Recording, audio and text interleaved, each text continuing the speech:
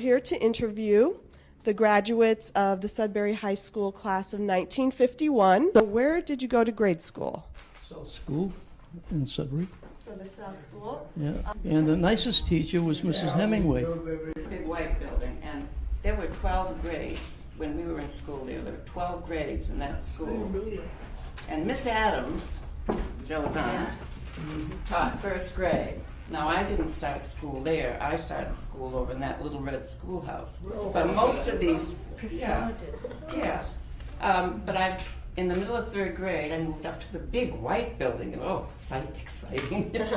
Growing up in Sudbury then, well, in the 40s, when we were going to junior high and high school, we had Saturday night dances. Remember? Yeah. Oh, boy. And what was that policeman's name? Gus Sharkey. Gus Sharkey was the police constable. I can't remember which.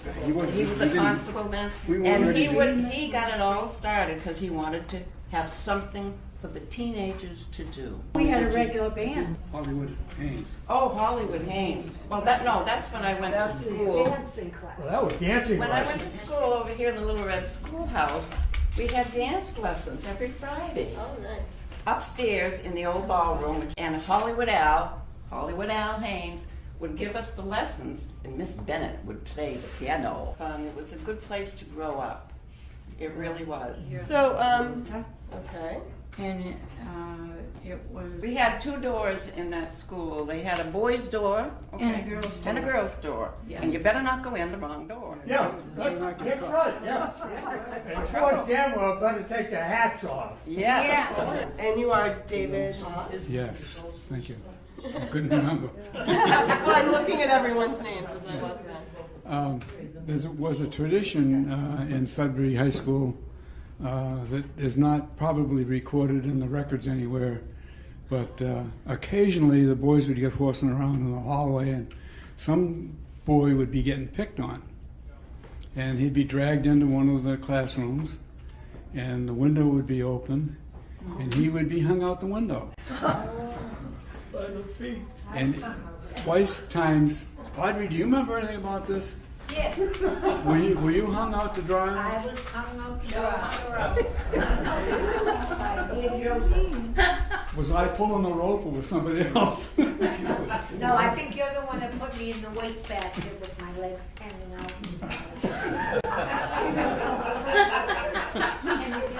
Harry Baldwin. Baldwin.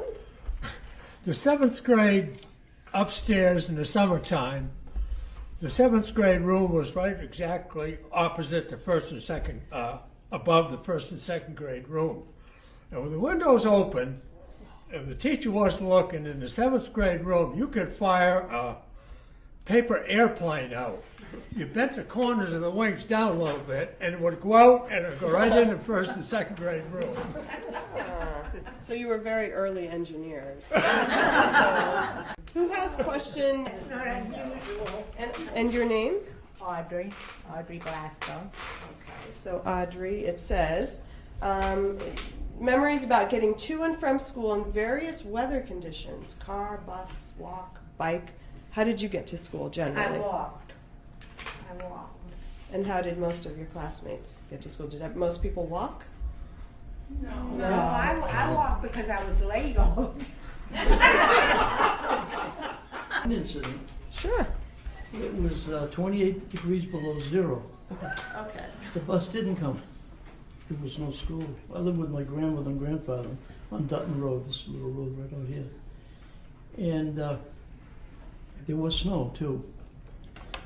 You had to melt a hole in the window with your thumb in order to see the thermometer. Frost. The next day it was 30 below. This went on, I'll shorten it just to show, it went as far as 34 degrees below zero before it went down to 30 below and then 28, 24, and then we were back to school again. Finally, Tessie Bradshaw's bus showed up and school started. That was when I was about 7, so that was probably around 1940. Science. Mrs. Bogle and Dick Sprague. Dick Sprague taught the math classes. He taught algebra, geometry, Chemistry. and chemistry. Yeah. And Mrs. Bogle taught history and directed the chorus. Remember this? And we used to take mercury and roll it around in our hands. You know, big deal. I remember those two teachers very well. They were excellent teachers. And when Mr. Sprague left, and another teacher came in, this was in our senior year, and we had a new principal, Mr. Johnson, Philip Johnson. And we had Dixie Bay.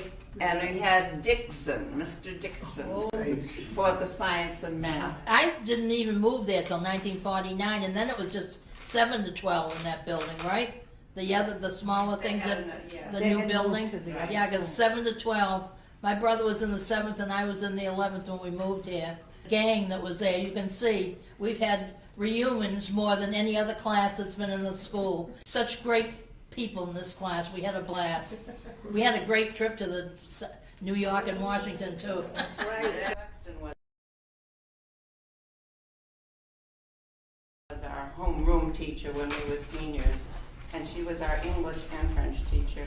So maybe we didn't know much French, but we certainly knew English. Yeah, that's true. Yes, and she taught Latin as well. Before that, Mr. Crowley taught Latin. All right? Who remembers Miss Paxton was an excellent English teacher. She had us write essays, poetry. She had us reading Shakespeare. I remember she took us into Boston to see a movie, The Red Shoes. Mrs. Bogle was one of the best teachers we had, that's for sure. She taught problems of democracy. Yeah. And it was mostly boys in that class, I think. I can't imagine why. And she used to get very, very frustrated over the fact that she couldn't get their attention and pay attention and learn things and so forth. And she used to keep us in our chairs by threatening to get on top of her desk and do a striptease. Junior high, I think they started up manual training again down in the basement. In fact, I've got a knick-knack shelf at home that I made in that class, and I've still got the darn thing. Our principal was Al Flynn, and he loved to talk to people about when I was in the Army. And it was one of the classes ahead of us. They actually, at graduation, maybe I'm presumptuous on this one, actually at graduation, one of the classes left Al Flynn a book of World War I stories. I do remember that Mrs. Roos used to teach us Swedish step dancing, and we'd go over to the town hall, the lower town hall, and to do Swedish folk dancing. I'm sure all the boys, a lot of them worked in the, in the farms that are around, but when I was about 14, I worked at the brownie shop wrapping brownies, which was a little bake shop on Route 20. And then when I was 16, I worked here at the Wayside Inn making beds and dusting and that sort of thing. I had to do chickens, collect eggs at Pheasant Farm. Yeah. 3,000 chickens. She used to cradle the eggs. I remember. Yes. I went with you one day to do it. Yeah. But everybody just about had work in some capacity. Oh my goodness. And, it didn't get much wage. If you got 25 cents an hour, 90 cents. that was pretty good. I worked at the old Leone's. It used to be called Twin Maples. Yeah. Everyone knew Twin Maples. Audrey worked there too. Remember Audrey? Lots of fun, huh? Scooping that ice cream, That was a serving great that place. spaghetti. Kids would come in. It would be fun. We were in the carnation business, and Sudbury had probably 6 ranges, huge glass ranges. Biggest in the country on the glass was Sudbury. Biggest carnation growers and everything, yeah. And I used to get all the kids from high school, all my buddies, to work at my uncle's place in the summer. 25 cents an hour, and then we went up to 35 cents an hour because we were going on strike if he didn't give us 30. Oh, the mink farm, yeah. Oh, please. I still smell of mink, I think. Yeah, there was 2 major mink farms, and then there was another one up in North Sudbury, these 2 brothers. But Smith's mink farm and Jimmy Poole's father. But yeah, they had mink you wouldn't believe. They used to breed all their own mink, so they'd keep probably 500 females and maybe 50 males during the winter to breed. and you get probably 2,000, 3,000 mink out of them. The senior prom was in the gym. And we decorated the gym up ourselves and everything. You know, after the prom, some of the guys were old enough to drive, of course. Some of them had cars, and so they didn't need their parents to drive them to wherever you were going to eat afterwards. Okay, graduation. We had such a small class. There were only 24 of us. And I remember I had a graduation speech. The day before, we had practice. You know, whoever was going to speak or do something, we practiced it. Well, guess what? I couldn't practice mine because I had laryngitis. I couldn't say a word, not a word. And my mother, at the night of graduation, she's naturally sitting in the audience and she's praying I could actually speak. And guess what? I could speak that night. You remember where we went after Just one white graduation? one. After graduation, we all, the whole class, and Miss Buxton too, we went to the Meadows, Vaughn Monroe's Meadows. That is a neat place. Sure. Yeah, you were all talking about schools. I went to school here for the elementary. Yeah. Grade 4 up through 8. And it was the last school, the last year before the schools closed. It was the Redstone or Mary Lamb School, and then there was Southwest School. I have to say it was the best experience of any those years when I look back on it and who was here and what we did. Henry Ford actually met our class. Yes. And it was a real thing at that time, a big treat. I also have to say about this class, every time we've met, we all are so friendly and so, you know, welcoming to each other. It is the best class. It's like we never parted. Well, thank you. We do have to wrap this up. So you've all been great sports, and I really appreciate all your contributions and all your memories. And thank you. Enjoy the day.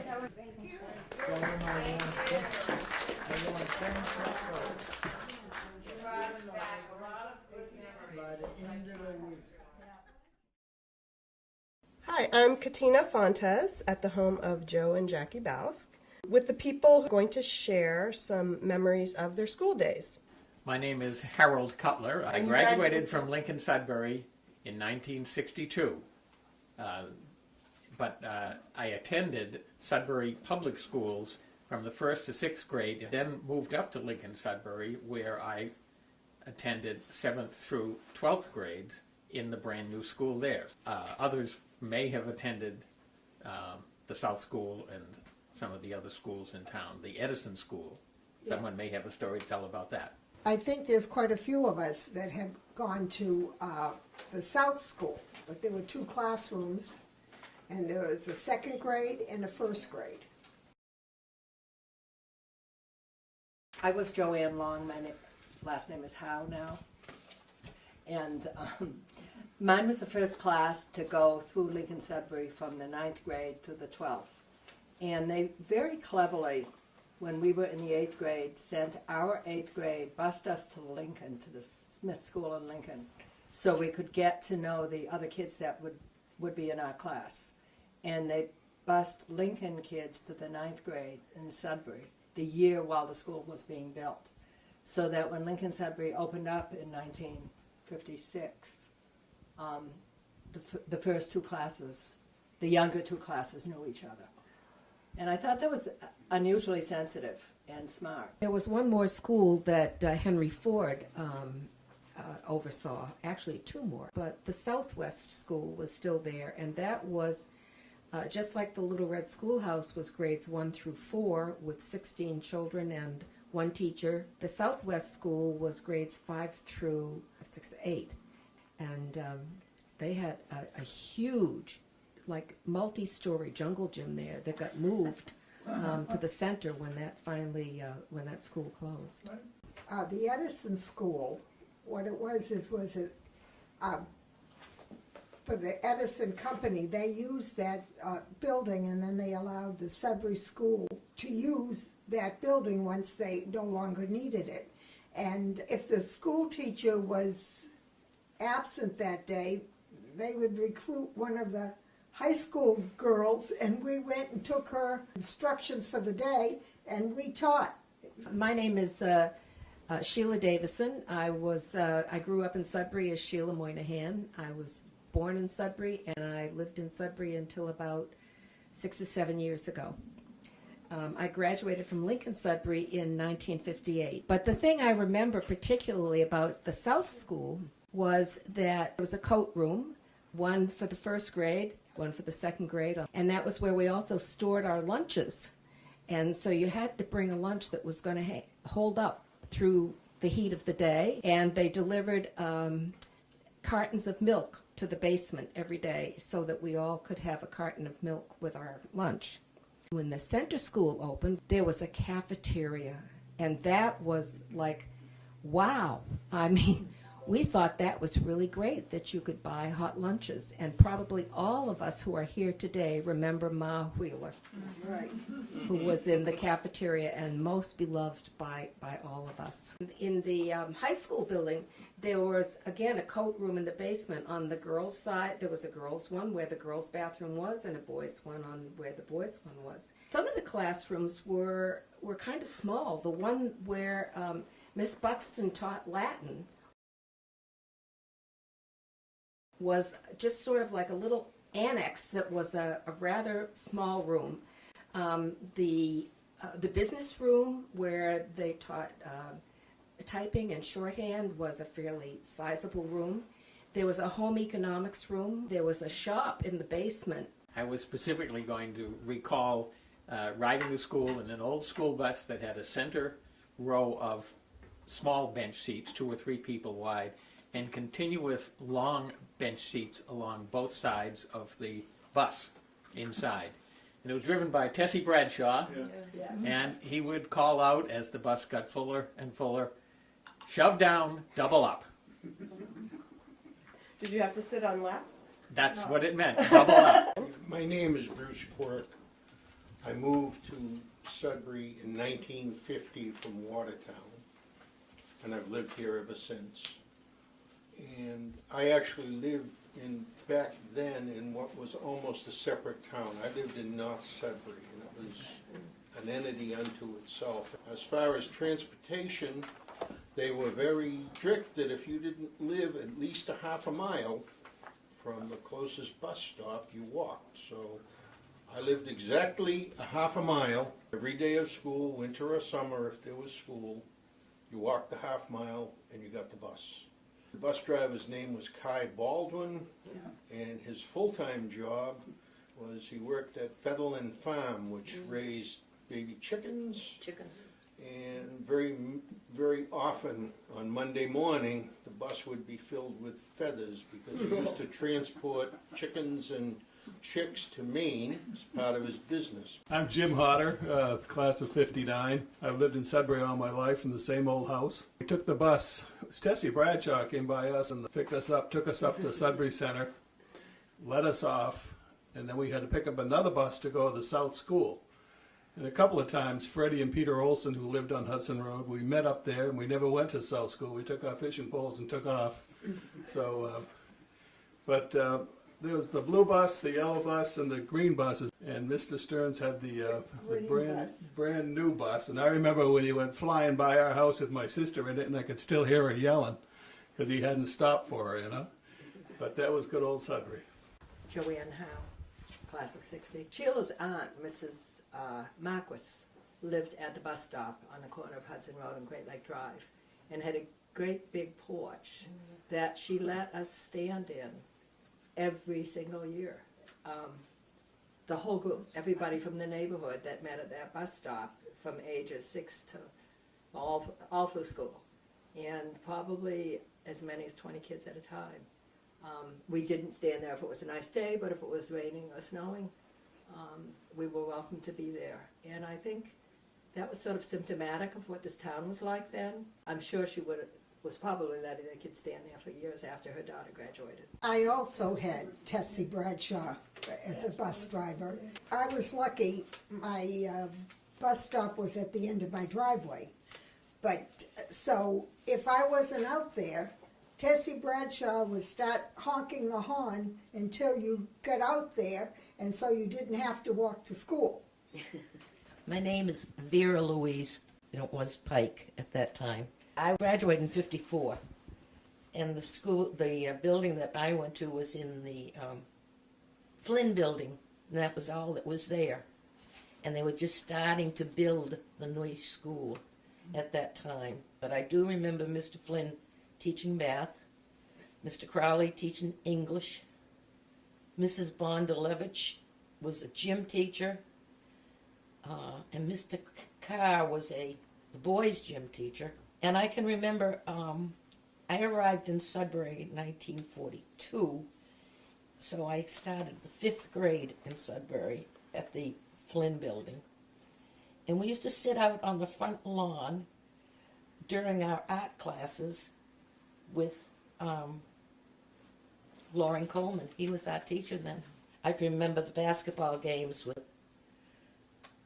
as being a cheerleader, and we all had these green monkey suits. They really were, with pillbox hats. Hi, I'm Sally Cutler. We had to ride the school bus, and I remember one ice storm we had, and there was no school because they didn't plow the streets the way they do now, and we would go ice skating down the neighboring streets, right down the middle of the street, and we just thought that was so much fun. We were the last class in 1956 to graduate from Sudbury High School. We were in the white building for graduation, and I didn't get into the new school next door, but we used to have our proms over there, Right.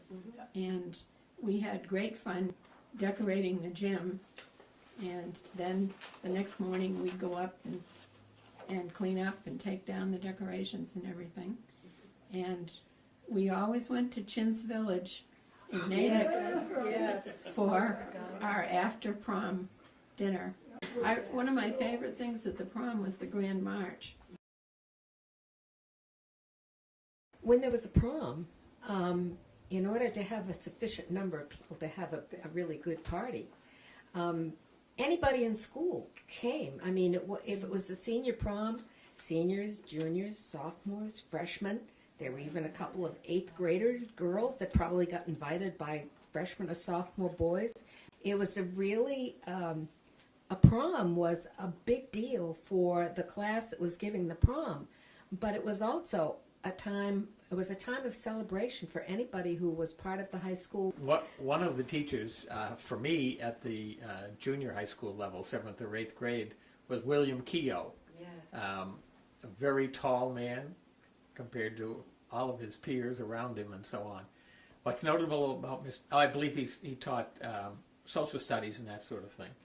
Yeah, but what was interesting about Mr. Keogh was that eventually, or at some point, he was teaching at the American school in Iran and was taken hostage in 1978 or 9 and was one of those released through a negotiation around the time of the American presidential race. And it's always been my opinion that that's why Jimmy Carter didn't get elected, because he hadn't gotten the release prior to the election. There are a list, and I'm sure everybody here, if they had any of them, would remember, for outstanding teachers. Sam Merrill was one. He taught American history. Yeah. Sam Merrill went on the senior class trip in 1958, and he was the manager of the baseball team at Harvard University when John Kennedy went there. And our class, a group of us, all got in to meet then Senator Kennedy in 1958, and for about an hour. It was, in retrospect, that was a great thing that happened. Then we had for English a guy by the name of Frank Hayes. Yeah. And Frank Hayes came late to teaching. He had spent most of his life as a machinist, and he went back to school. And when I say these are memorable teachers, they were brilliant people, actually. In retrospect, we had Mr. Marshall made math easy for everybody. When I say made math, made the advanced math, comprehensible. These people engendered a real interest in learning, and that's only a smattering of them. There were some characters there. There was a Gordon Platine, and he was outrageous. He taught some kind of psychology or something like that. But again, a great guy. And I can't tell you the exact figure, but in '58 we had 38 people that graduated from Lincoln Sudbury. And I'm guessing about 3/4 of them went on to college, and that's an amazing number for that smaller class and that kind of a small school. Well, I have very fond memories of Miss Adams, who taught 3rd grade. And she taught 3rd grade in Sudbury forever. She obviously loved teaching. And I particularly remember her because I'm left-handed. And 1st and 2nd grade were a complete disaster.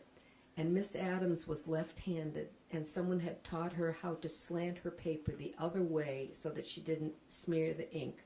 And she taught me how to write correctly. She loved everything about teaching. Yeah, Miss Adams, I had her in the 3rd grade also, and the year before she died, I asked her if she wanted to go on a float on the parade on the 4th of July in Sudbury.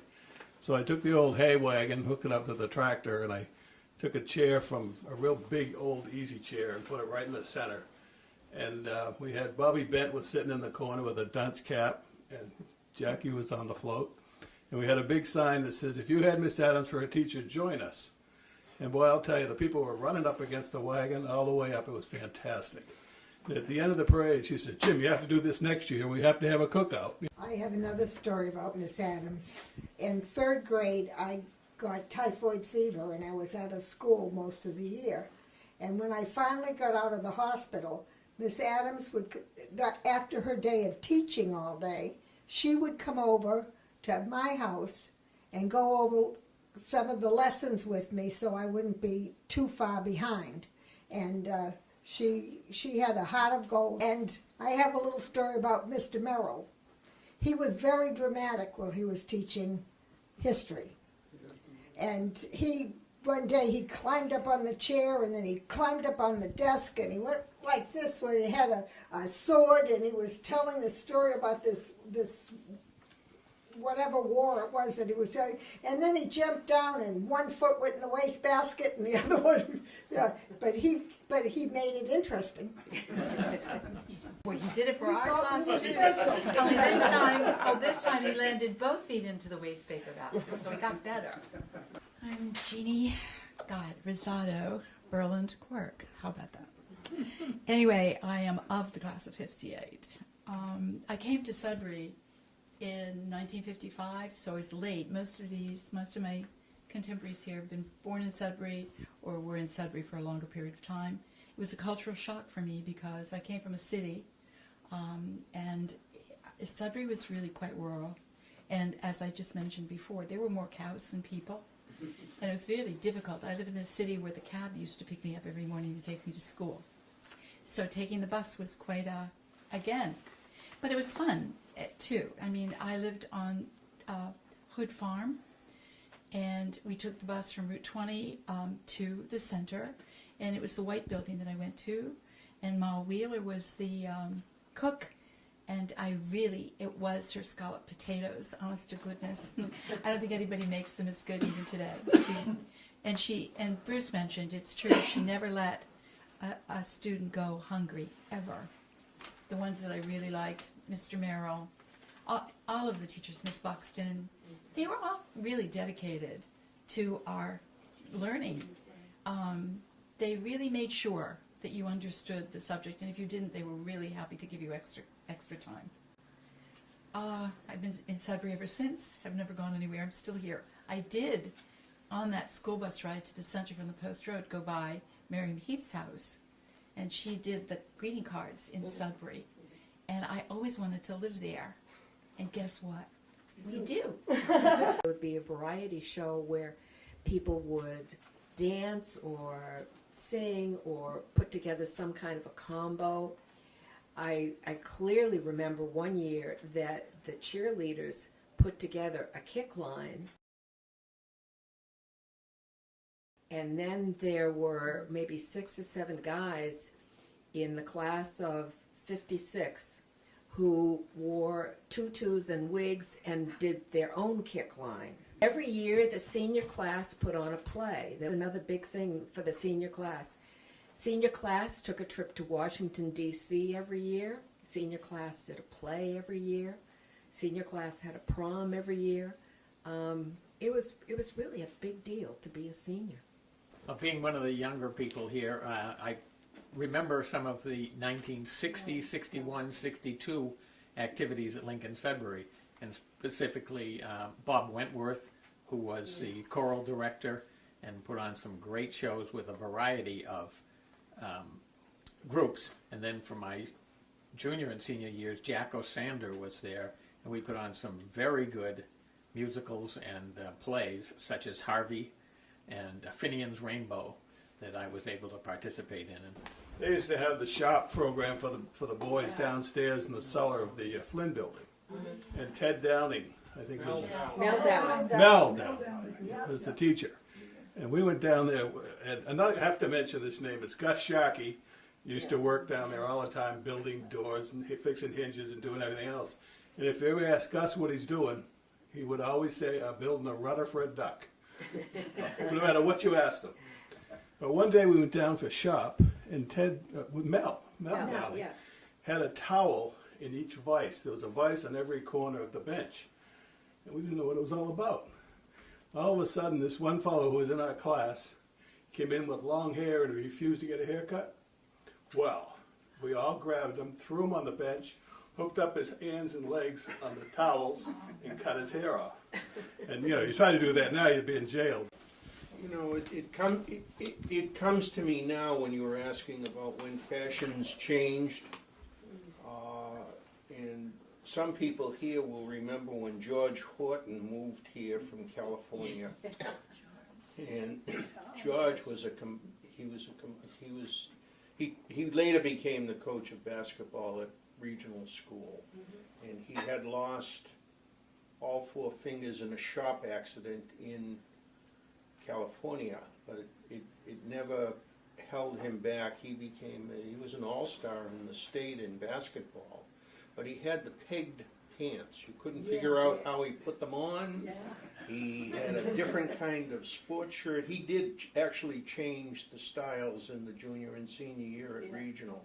That did happen. Sudbury was a very small town, in at least the days I remember most importantly. What I remember is Billy Smith, Frank Vanna, and I. We all lived in South Sudbury. We were all within 5 minutes walk to each other's houses. And where Concord Road comes down to Route 20, where there was a big field there, because it's now all built up, but a big field there, and we played ball there all the time. Frank and Smitty and I had a lot of time, and to this day are good friends, although we see each other less often. We fought one of the fires down near the Wayside Inn one year. We took off to the fire. God knows how parents didn't go absolutely out of their heads, because we were gone for 4 or 5 hours, and we were teenagers at that time. I actually remember when the Wayside Inn burned. And do you remember we all went around and collected signatures for that? We all did that, and we were part of getting it restored. We wrote to Henry Ford, and we got it done. So the Wayside Inn, anyway, I adore it. I still go there. Love it. 2 more of our schoolmates were Jeannie Freedy and Kurt Harding. They were high school sweethearts, and they got married, and that had their reception at the Wayside Inn. And that evening was the night that the Wayside Inn burned. After school and weekends and everything, I worked for Danny Krause in the center of Sudbury, and he was a character and a half. We were painting the greenhouses one day, and they're all white, the bars. And I had a bicycle, and all it was just a steering thing and the 2 wheels, and I had it painted white. So I leaned it against Young's store every time I'd go to work and go in and go to work with Danny. One day I came out and I hopped on the bike and I shot home for lunch and came back. And that night, Danny Krause comes up to me and says, "Jim, what did you get all over your pants?" My pants were all white all the way down to my shoes. Danny had repainted my bike white and never told me. And he had, this is older Dan, now the father. Another time I came out, and here's my bicycle up on top of the telephone pole across the street from Young's store. And Dan did that. And he also tried to fly a kite, he couldn't do it now because of the trees, and get it caught up in the bell in the First Parish Church. Sudbury was known as the Carnation Capital. Yep. And of course, for several people in Sudbury that were in that business, it made them quite, how do I say, quite wealthy, because 1938 hurricane took out all of the flour. It wasn't like today where you could have trucks or planes flying them in for all of the things that they needed flowers for.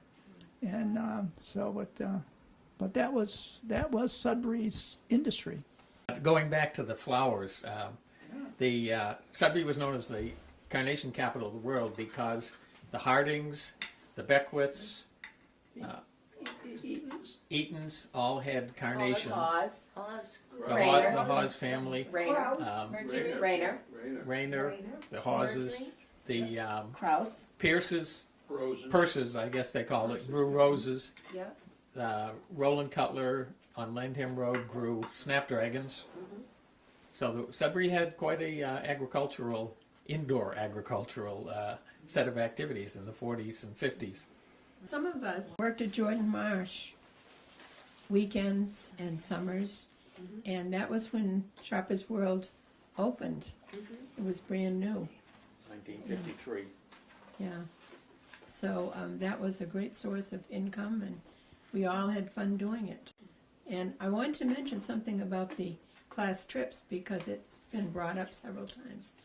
But people didn't mention what we did. We went to New York and Washington, D.C.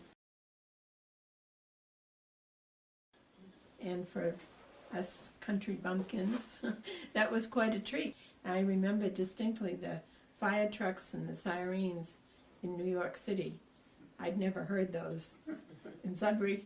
You heard them all night in those places. I worked in high school at Marshall's Apothecary, and it was a very new store when I started working there, and it had a soda fountain. So I was a soda jerk, my first job. The years of 55 and 56, I was in Virginia, and when I came home that summer, my father had built a Dairy Queen in Sudbury for me. And I worked there that summer, and I detested it. He was very disappointed because he wanted me to run that. He thought he'd set me up in the business, but it just was not my cup of tea.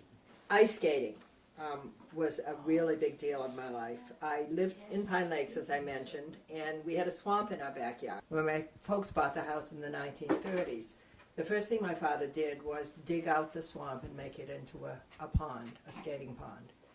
And it is still there today. He went out in a canoe and he dug out mud and took it to the shore and dumped it. He pulled out blueberry bushes with his truck. So in the wintertime, he would set up spotlights in the backyard, and the entire neighborhood would gather, and we'd skate both in the daytime and in the evening. And it was a wonderful time. We also had Willis Lake just a couple of blocks behind our house. And every winter, one of the men in the neighborhood, and I'm not sure how or why they did this, but I do remember it was a tradition. They would drive their car out to the center of the lake to be sure it was safe before any of the kids were allowed to go skating on it. And I don't ever remember any vehicle ever going through. If we had snow, a whole group of fathers from the neighborhood would take their shovels and they'd go down and they'd shovel the lake, at least an area large enough so that a large group of people could be ice skating. And there was a hill in the neighborhood called Roos's Hill. It was quite steep. And we used to go sliding on our sleds and go skiing down that hill. So it was a terrific place to be in the winter. Speaking of skating ponds, at our house on Landham Road, my father constructed a dam across the brook behind our house to create a safe place for us to do skating during the wintertime. He was motivated by the fact that his brother, a younger brother, had drowned in Hurd's Pond when he was 12 years old. And Dad resolved to have a safe place for us. It doesn't have more than 2 or 3 feet of depth, including the mud that's on the bottom of it. And it was a great place for the East Sudbury gangs to skate, and our Memorial Congregational Church had regular skating parties there. What is now Haynes Conservation, that used to be a pond. And it also had a dam, and then it went into Gray's Pond. But I remember we would skate there, and we could skate all the way through. In the evening, we always had a bonfire going on on the ice, so we could keep warm. I'm surprised nobody's mentioned the 4th of July. Oh, yeah. Sudbury had a wonderful parade sponsored in those early days by the Sudbury Firemen's Association, a group associated with the Call Fire Department that was here at that time. But I can remember floats when the Cub Scouts built a replica camping area on one of my uncle's flatbed trailer trucks. And of course the day always had, in those days, a gathering at the center school at the time where there were games to be played and music to be heard and so on. And in the evening, fireworks. There really was a large area of games. There was Beano or bingo, a big food tent, roulette wheels, toss the ball at things. Hal was mentioning the float with the Boy Scouts or the Cub Scouts, but in the parade, the Girl Scouts would march, the Cub Scouts would march, the Boy Scouts would march. It would be maybe 50 kids marching in the parade. Graduation was a big whole weekend. You had your baccalaureate service, you had a dinner, we had our graduation was in the Noise School in the gym, and each class would leave a gift for the school, and it was just really a special. The whole weekend was all festivities. I graduated from Lincoln Sudbury. It was an award ceremony for the people who got awards and scholarships, and that was on one day, and then the graduation was the next day. The class of 1960s graduation ceremony was outside in front of Lincoln Sudbury. There were pine trees there, so it was shaded. It was a nice day. And the unusual thing about it is, instead of the pomp and circumstance music that's usually played, it was the Triumphal March for Maida by Verdi. And I'd never heard of it before. But now, every time I hear of it, that experience comes back so clearly. And it was typical of Lincoln Sudbury, in those days at least, to try to be different. If they could think of any little twist to make it a different kind of experience, that seemed to be done. And I'm sure that's the reason for the Triumphal March.